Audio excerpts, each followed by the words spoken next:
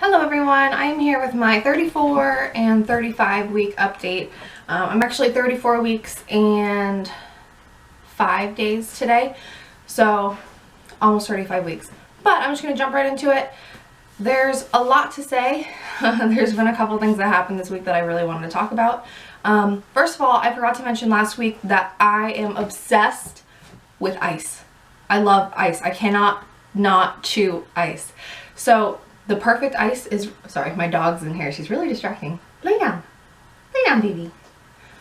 So I like to get a big cup, fill it all the way with ice, and then fill it all the way with water. And then Chris likes to call it cooking my ice. I just let the ice sit for a while so it gets nice and soft. And it is so good. So I think my biggest craving so far is ice. Now, the heartburn, and I don't have nausea, but I have a lot of heartburn. And because of the heartburn, that makes me throw up. So I'm not nauseous, if that makes sense. Just the feeling of something burning up your throat. It's not fun. So if I lay completely horizontal, I'll get heartburn, usually. And then I went swimming for the first time since I've been pregnant. That was a lot of fun. I didn't realize how nice it was on my body to go swimming until I went to get out of the pool. And I was like, oh my gosh, I feel so heavy. So I thought that was pretty fun. I didn't even notice that it was so nice while I was in it until I went to get out.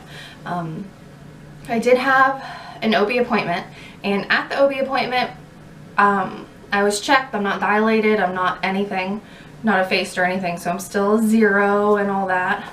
But we were nervous that my fluid levels might have been a little low, and I didn't want to do anything about it yet. I just wanted to wait and see, and I ended up going to, yesterday was Wednesday, so at 34 weeks 4 days I ended up going to the hospital just to get my fluids checked. My OB, I guess, wanted me to be at the hospital when I got it done. I didn't really understand why. I thought she could have just done it there with the ultrasound, but I guess they did have to run tests and everything. So I went to the hospital and they did the ultrasound, and the ultrasound came back perfectly fine, but they wouldn't let me see the ultrasound. I was so excited when they told me that they're gonna have to do an ultrasound. I'm like, yes, I want to see my baby, but they won't let you see it.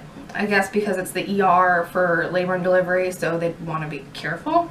I don't know. But so while I was at the hospital, I ended up passing out in my bed, my hospital bed, and I don't know how it happened. It's never happened to me before.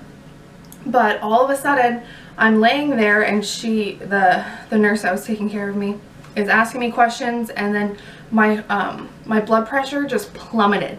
And you know how when you go to pass out, voices start sounding much further away and your ears start ringing? That's what happened to me. So I'm laying in the hospital bed, and all of a sudden, it starts happening, and I asked the lady for water, because I felt like I was going to pass out, and then next thing I know, she's rolling me over on my side, and my head is down and my feet are up. So I guess I did pass out. My blood pressure dropped to 50/20, which is very low. So I had to stay at the hospital a lot longer than I expected because of that. Not days or anything, just hours, more hours than I thought I was going to. They had to wait until my blood pressure got back up, and they let me go when it was back up to 110/60. We have no idea why that happened. It's never happened to me before. I wasn't nervous at all. What she was saying was maybe I was pressing, because I was laying flat on my back, maybe my vena cava was being pressed. I think the fetal monitor that they put around your stomach, I think that was too tight, and maybe that cut off some sort of circulation. I don't know, but that happened. But the hospital had the best ice in the world. I cannot explain to you how good this hospital's ice was. So that was exciting. Well, not the hospital trip, but the ice. The ice was really good. And then, what else do I have to tell you? Oh, so when she did the ultrasound, I was kind of having her describe the baby to me because I wasn't allowed to see her.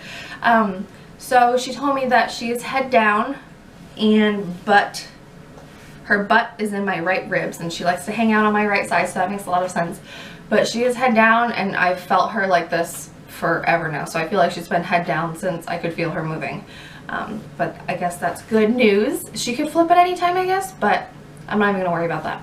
And one last thing before I show you my bump, or it's not a bump anymore, it's freaking huge. But one last thing, I do still get winded a lot just walking down the hall. I'll get winded. And then contractions. Okay, I have started to get Braxton Hicks contractions every time I walk. They're not intense, it's just more like an annoying tightness, crampy feeling. It's not anything to be alarmed about. It's completely normal at this stage, but I'm definitely getting Braxton Hicks contractions now, which is kind of exciting to me. So now I will show you my 34, almost 35 week belly.